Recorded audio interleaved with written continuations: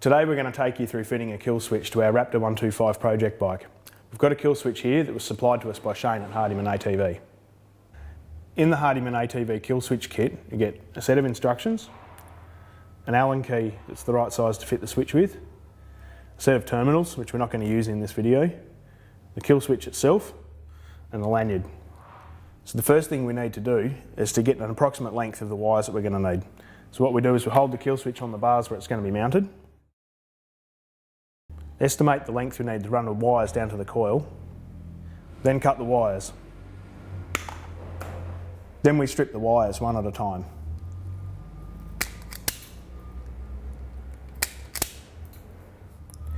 We then need to trace out the wire that comes from the back of the switch. That's going to be our earth. And we fit a ring terminal to this wire.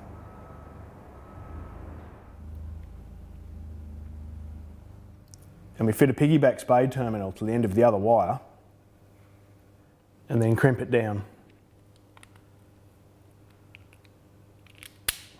Now we're going to fit the kill switch to the handlebars. You can either use the Allen key provided or a flash sig chrome one if you've got one.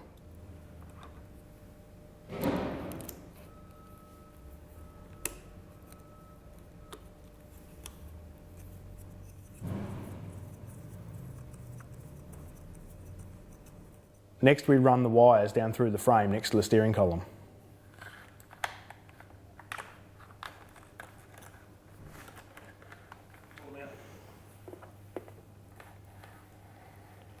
Remove the bolt on the front of the coil with a 10mm socket.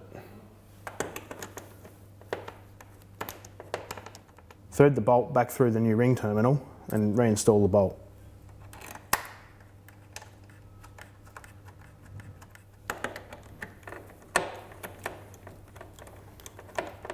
Remove the other wire from the coil and place the new piggyback terminal onto the coil.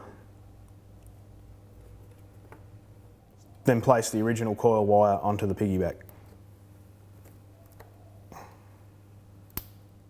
Then it's just a matter of a basic tidy up with some zip ties.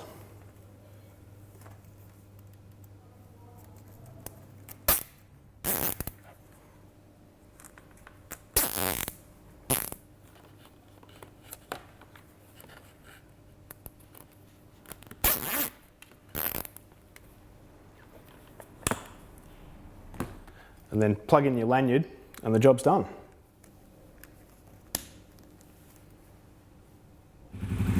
So now when you pull the lanyard, the kill switch earths the coil and stops the engine. This prevents the quad from still motoring on without a pilot, and that's all there is to it.